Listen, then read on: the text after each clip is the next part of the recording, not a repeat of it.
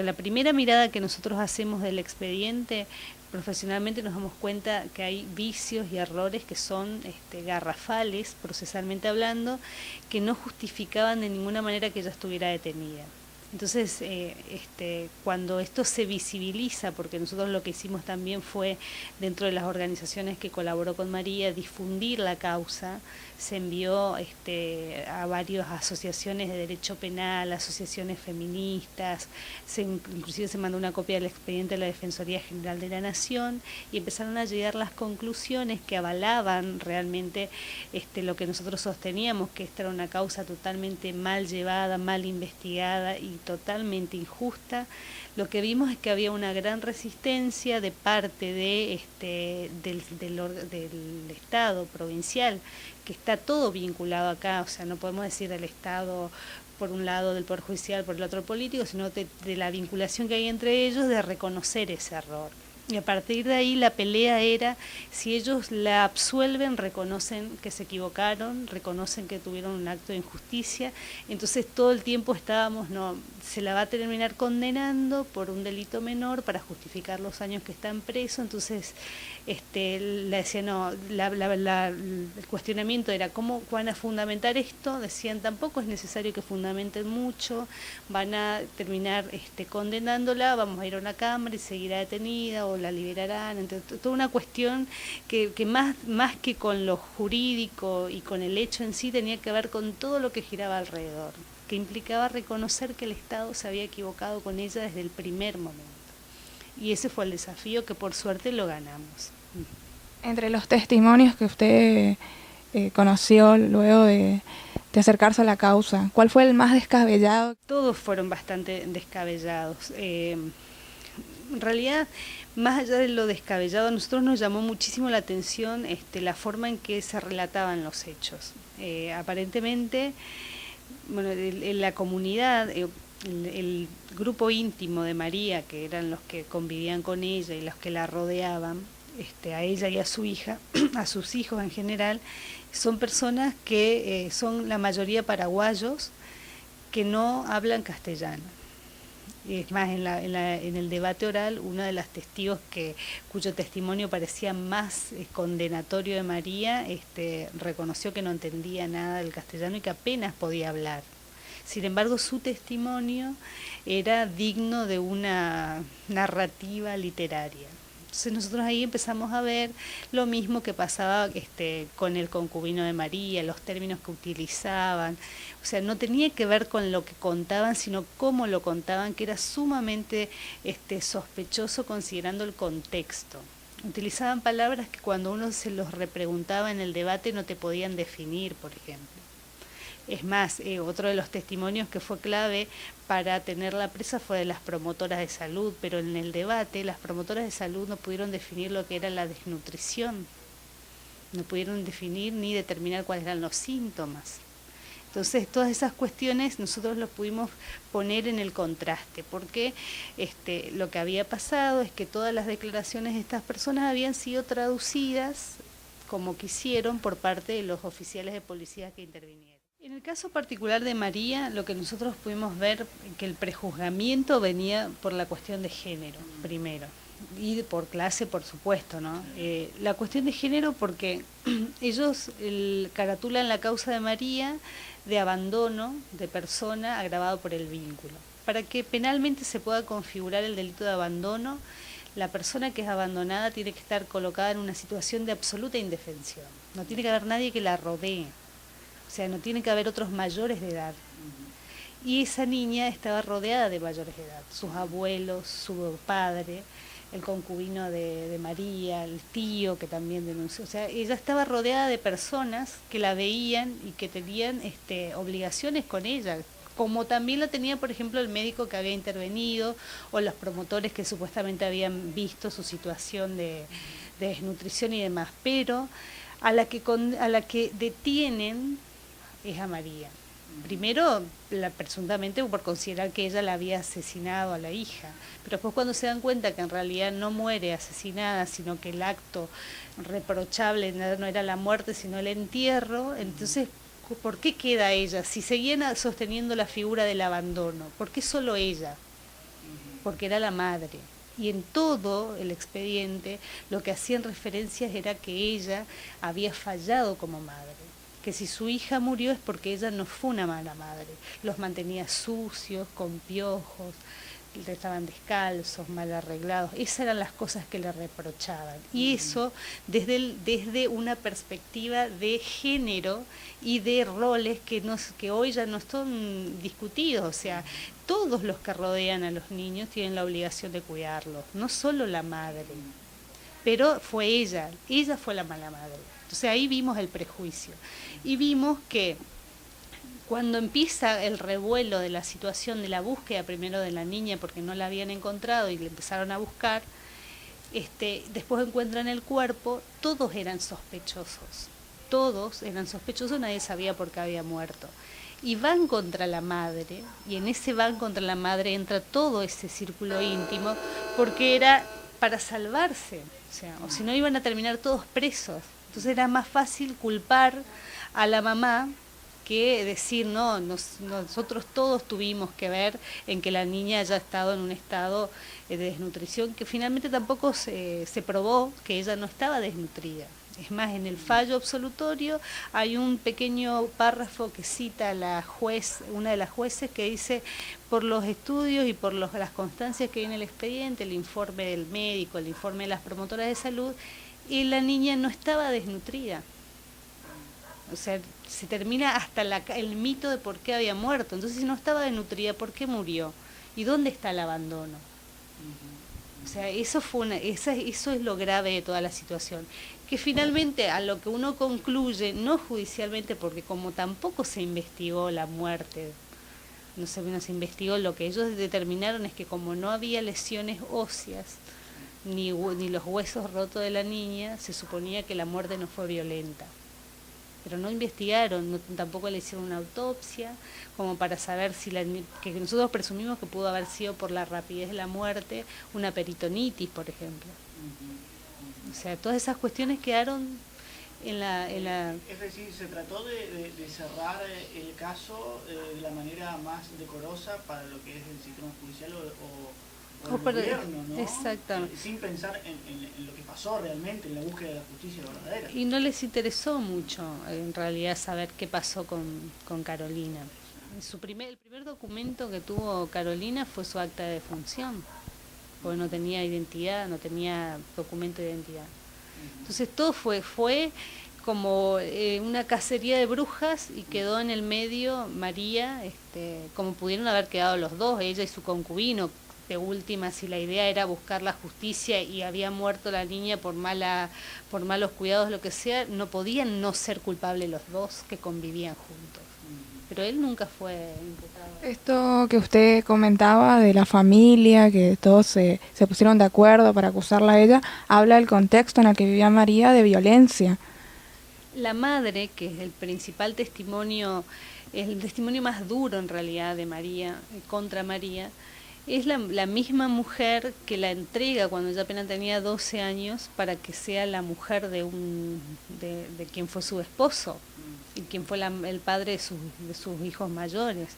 O sea, siempre ella, es más, ella se reencuentra con la madre y la familia después de mucho tiempo, después de haber salido de la violencia que vivía con este primer marido, por ejemplo. En mi caso, con Carolina, ella amaneció nomás enferma, Carolina. Me decía que le dolía mucho el estómago. Yo no tenía plata en ese momento, no tenía de dónde sacar, pero salí a la ruta para llevarla al hospital. No llegó tiempo para llevarla al hospital porque no paró ni un auto. Ella murió arriba de mi brazo. No sabía qué es lo que iba a hacer, nada. Me duele lo que pasó con Carolina. Hice lo que podía hacer, llevarle al hospital, pero no me llevó tiempo. tenía plata, no tenía nada. Mi hijo, eso quedaron todos solos en ese momento. No le llevé a Carolina al hospital. Maltrato a mi marido, todos los golpes. Tengo que mantenerle solo a mi hijo, eso era, soy yo. Soy yo el hombre y la mujer que tengo que mantenerle a mis hijos.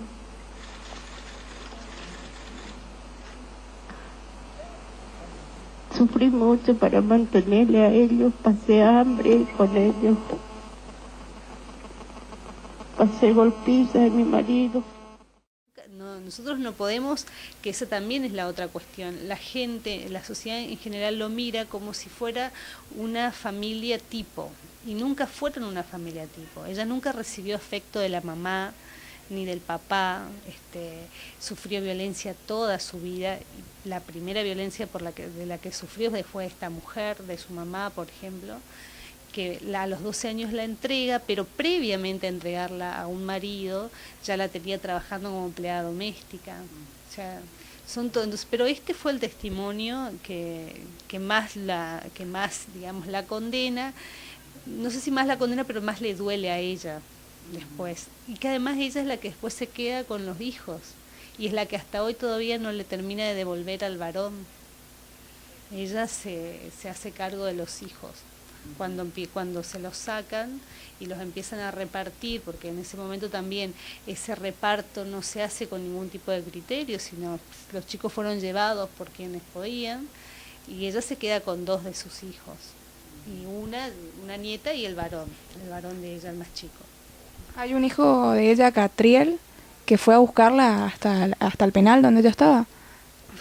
Catriel es uno de los varones más grandes que la encontró en el penal del Dorado primero, la había buscado, después llega hasta el penal de acá, averiguando, sabiendo, y después ella se encuentra con el hijo mayor, que lo habían llevado a Seiza, detenido por tenencia de marihuana, me parece que fue, y estuvo preso casi 8 meses acá, después lo llevaron a Buenos Aires. Y esa es una historia impactante, porque cuando ella llega de Buenos Aires, después que la operaron allá y que estuvo también haciendo todas unas visitas mediáticas y en algunas organizaciones, llega a Posadas con el hijo mayor. El hijo mayor es un chico que es epiléptico y es un enfermo psiquiátrico. La policía lo detiene, supuestamente por tenencia de marihuana, le hacen firmar un abreviado y queda 1 año y pico detenido, mientras la mamá también lo estaba. Cumple una parte de su condena acá y la otra en Ezeiza, porque el sistema federal lo hace así. Cuando llega la liberación, que nosotros no podíamos saber muy bien por qué o con qué criterio, lo liberan. Él ve todo el proceso de la mamá a través de la tele con los demás presos y dice, esa es mi mamá, y esa es mi mamá, y le dieron, para que ustedes vean el nivel de crueldad, le dieron la foto de la mamá del diario y lo llevaron y lo dejaron en la terminal de Retiro. Y le dijeron, ahí hay un pasaje para que vos vuelvas. Estamos hablando de un chico totalmente enfermo, psiquiátrico. Y anduvo por todas las casillas de la terminal pidiendo su pasaje, que por supuesto, hasta que un gendarme, para lo que es la contradicción, lo mira y le dice, ella es mi mamá, yo le estoy buscando a mi mamá, y él se acerca y escuchando por la radio a María, que estaba con la exdiputada Vilma Ripoll en un programa de radio, lo lleva hasta ahí y se reencuentra con la mamá. Todo eso pasó. Y ahí ella se reencuentra con su hijo varón, más grande, el mayor. O sea, todo eso pasó en lo que es la... Exactamente. Y porque además, lo que por ahí uno podía juzgar con todo esto, es que los hijos la adoraban hasta hoy, pues están todos alrededor de ella. Porque aparte es la mamá, o sea, es lo que ellos reconocen como contención dentro de todo lo que es la situación en la que viven. Y esto habla también de la influencia de los medios, más que nada de la nata, en el caso de María Wanda. Totalmente. Eso es indudable, es indiscutible.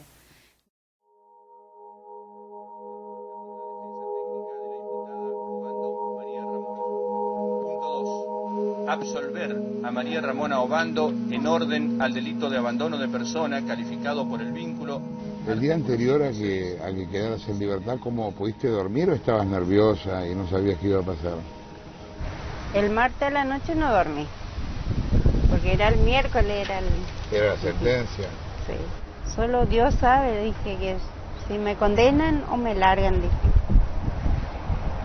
Pero el miércoles me fui y dije, bueno, acá me dan mi libertad, dije, voy a empezar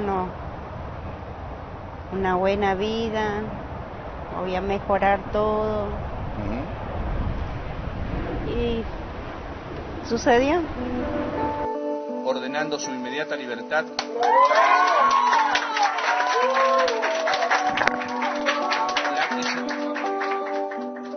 ¿Pensabas que iba a terminar así esto?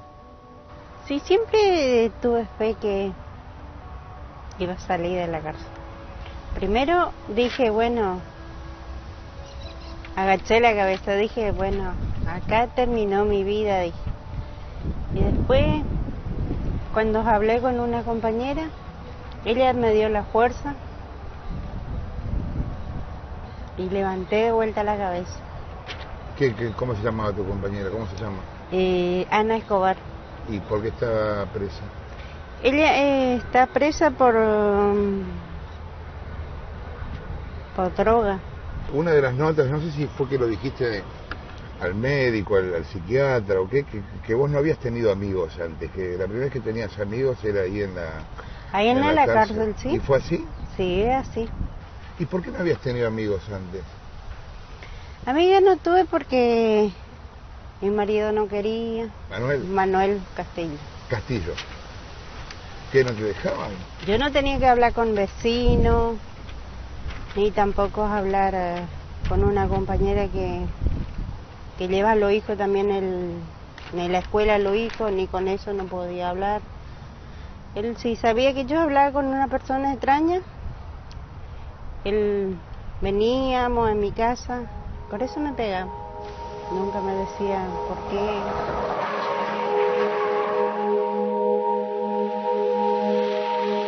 ¿Vos con Manuel estuviste desde antes de los 15, de los 14? Sí. ¿Y cómo fue que apareció Manuel? O sea, ¿que lo trajeron tus viejos? Trabajaba en el mismo parte que mi papá eso trabajaba. ¿Y cómo, qué te dijo? ¿Que él como que te entregó a Castillo? Exactamente. Pero vos eras una nena de 14 años. Sí. ¿Y el tipo cuánto tenía? No sé cuántos años tiene, pero... Pero era mucho mayor que vos. Mucho. ¿Y te casaste? ¿Confirmaste? ¿No? Nada. No. ¿Te fuiste a vivir con él? Sí. Bueno, y ahí te embarazás del primer nene. Sí, de la primera, bueno. ¿Y tuviste 9? 9. ¿Vos lo querías? Primero le quería antes cuando él no me empezaba a jugar. Después cuando me empezó a jugar ya le odiaba porque me pegaba muy mal, me golpeaba mucho. Quería irme, pero yo pensaba, ¿dónde voy a ir a quedar con mi hijo? ¿Y con Castillo qué pasó después? ¿Te separaste? Vos estabas en Paraguay, ¿no? Ajá, ese tiempo sí. Él me amaneció nomás un día y me dijo, yo me voy en Argentina. ¿Él se fue? Sí. ¿Y ahí tuviste 2 pibes más? No, junto con Demetrio tuve 3. ¿Qué pasó con Demetrio ahora? No sé. Él te vendió la casa, ¿no? Sí. Cuando vos estabas presa. Y ahora estás sin nada, te quedaste sin nada. Nada. ¿Qué tenías en la cárcel? ¿Un bolsito con cosas? Tenía solo mi ropa y nada más. ¿Demetrio no laburaba? No. ¿Y por qué? ¿Y no le gusta el trabajo? ¿Y eras vos la que ponía todo para la casa? Y soy yo lo que tengo que trabajar. Escúchame, en la cantera cuando laburabas, ¿a vos no te pagaban sueldo? No. ¿Y cómo te pagaban? Me daban vales para mercadería. y nada más. ¿Te alcanzaba o no te alcanzaba? No, no me alcanzaba. A veces no traigo carne. O dejar alguna cosa que, por lo menos si traigo arroz, fideo, eso no puedo traer carne. ¿Y qué laburo hacías? Rompía piedra. ¿Y cómo las rompías? Con un martillo grande que se rompe piedra. ¿Y con eso rompías las piedras? Sí. ¿Ibas todos los días? Sí, todo el día. Esto es Puerto Amado. Acá vivía María con sus 12 hijos y su pareja. Hacía apenas 3 meses que había dado a luz a su última hija cuando Carolina, de 3 años, empezó a sentirse mal. Dejó a la beba al cuidado de sus hermanos, tomó a Carolina y empezó a caminar para llegar al hospital. Ella solo dijo, ay, me dijo. Se me acuerda muy bien cuando ella decía así, pero yo le tenía sujetando casi en la espalda. Después yo pensé que ella durmió, como se cayó. Después le volví a bajar así en el brazo, ya ella estaba dura ya. ¿Y qué hiciste? Le tuve que enterrar, Carolina. ¿Y cómo la enterraste? Con la mano. ¿Que buscaste un lugar y la enterraste?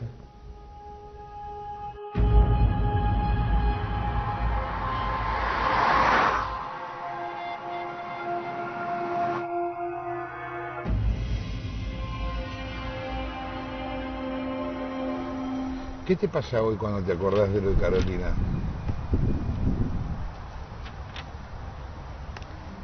Ahora cuando me acuerdo me duele. ¿Por qué será, digo yo, me pasó esto? ¿Por qué no me... ¿Cómo no tenía plata? ¿Por qué tan lejos quedé del pueblo, digo? Vos estuviste un montón de tiempo haciendo dedo, ¿no? Para que te llevaran, como 3 horas, 4 horas. Sí. ¿Y cuántos coches habrán pasado? Mucho, pero ni... Coches, camiones, micro, de todo pasó. ¿El micro no pasó nunca? No. Pero nadie me da bolillo.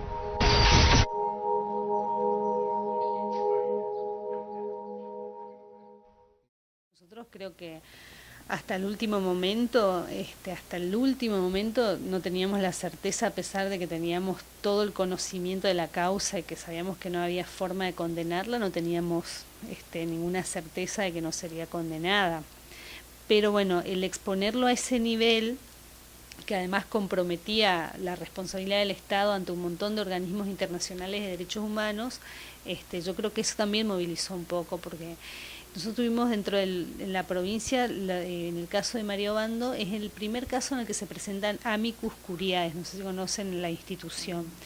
Los amicus curiae son escritos y presentaciones que hacen determinadas organizaciones vinculadas al caso, que no son partes, pero tienen algún interés en los casos, sobre todo vinculados a derechos humanos. Nosotros tuvimos 7 amicus en el caso de María, y uno que fue el más relevante fue el que presentó la Defensoría General de la Nación. Y hacen ver, que es un organismo que es parte de lo que es el Estado, que hacen ver la responsabilidad del Estado provincial en todas las omisiones y violaciones de los derechos humanos de María. El nivel de violencia institucional que se ejerció sobre ella, y eso se presenta, es parte del expediente. Entonces, yo creo que esa visibilización con la que se logran estas cosas, por ejemplo, los puso un poco en jaque, porque hoy no hubiera terminado tampoco ahí la causa. Por más que hubiera habido una condena, esto no nos hubiéramos quedado ahí. Se hubiera llegado hasta todas las instancias posibles para obtener la absolución, que aparte de la absolución era la única garantía de que ella pudiera recuperar a sus hijos, porque con una condena los jueces de familia no le iban a dar fácilmente. ¿Cree que en la actualidad siguen habiendo Marías? Muchísimas Marías y muchísimos casos de víctimas del sistema judicial, del sistema penitenciario y ni hablar del sistema político. Tampoco, ojalá uno pudiera decir tenemos el antes y el después en lo judicial. de lo que fue María Obando. Sí, por ahí algunas cosas que se pudieron haber logrado. Nosotros en su momento, por el tratamiento de los medios a María, en la zona, particularmente en la zona del Dorado, habíamos conseguido una intervención del AFCA, que la habíamos solicitado, porque el nivel de discriminación con ella era demasiado grande, la desprotección en la que estaba, todo el tiempo estaban metidos en la casa, contando todos los problemas que tenían, con nombre, apellido, todo sin ningún tipo de respeto de cuestiones que tienen que ver con la minoridad, con la privacidad. Entonces por ahí vimos que hubo sí un poco más como un manto de silencio y de piedad que nosotros lo solicitamos con ella. La sociedad no termina tampoco de aceptarla, porque a María se le dio una vivienda que se le entregó en un barrio de clase media baja, pero no es un barrio humilde. Entonces fue muy chocante para la gente recibirla. También tuvimos que hacer algunas intervenciones en ese sentido, hicieron pedidos para que la saquen del barrio, y en esos pedidos ponían palabras como la asesina de su hijo, esta asesina en el barrio, todas esas cuestiones que dan. Pero bueno, también se logró frenar un poco eso, pero estamos hablando de la particularidad, o sea, de ella. Y bueno, y los cambios son esos, los vemos pequeños, pero bueno, lo que sí podemos decir es que son posibles. O sea, la gente tiene que tomar conciencia de que existen un montón de instituciones que están para garantizar los derechos, no solamente de las Marías, sino de las Carolinas también, el acceso a la salud, porque a lo mejor si ella hubiera podido acceder más rápidamente a la salud, su bebé, su nena estaría viva. El acceso a la justicia, la intervención. Nosotros tuvimos, por ejemplo, en el sistema penitenciario, por un lado, que lo único que hace es velar por la detención, pero por ejemplo los informes de todos los psiquiatras y psicólogos del penitenciario, de la penitenciaría, fueron muy favorables a María. Todos fueron muy favorables. Lo que pasa es que nunca fueron tomados en cuenta. Entonces uno tiene que ir metiéndose en esas instituciones que uno puede ver que son rescatables, que tienen funcionarios que tienen criterio, que tienen sentido común, un sentido de lo que es la justicia. Y bueno, y se va conociendo ese camino. Entonces, para los profesionales que trabajamos en estas causas, sabemos a qué concurrir, dónde, qué pedir, o dónde mandar a nuestras víctimas para que sean efectivamente atendidas. Bueno, todo eso se va generando con la práctica y con el efecto que fue María Obando. Pero bueno, falta muchísimo, sobre todo falta una profunda concientización y reforma de lo que es el cuerpo del sistema penal, y cuando hablo de cuerpo hablo de los funcionarios, y del sistema policial y el penitenciario. ¿Cómo tratar de conseguir una justicia verdadera o honesta cuando ni las leyes ni los tratados internacionales terminan siendo respetados por quienes tienen que tomar decisiones, es decir, los jueces? Y ahí está, digamos, el primer derecho que tiene el ciudadano, que es de exigir y protestar ante los incumplimientos. O sea, ninguna de estas cosas se logra solo. Lamentablemente no tenemos una sociedad madura, no tenemos un sistema democrático lo suficientemente maduro como para que funcione solo. Entonces, los que trabajamos en este tipo de causas empezamos a aliarnos, y aparecen todas las organizaciones de derechos humanos, las organizaciones de derechos de las mujeres y demás, y a ir tomando todos los instrumentos que nos sirvan para conseguir el objetivo: exigir, protestar, reclamar, acudir a las instituciones, denunciar a los funcionarios, denunciar a los organismos. Todo eso hay que hacerlo, y en el fondo se puede conseguir una respuesta.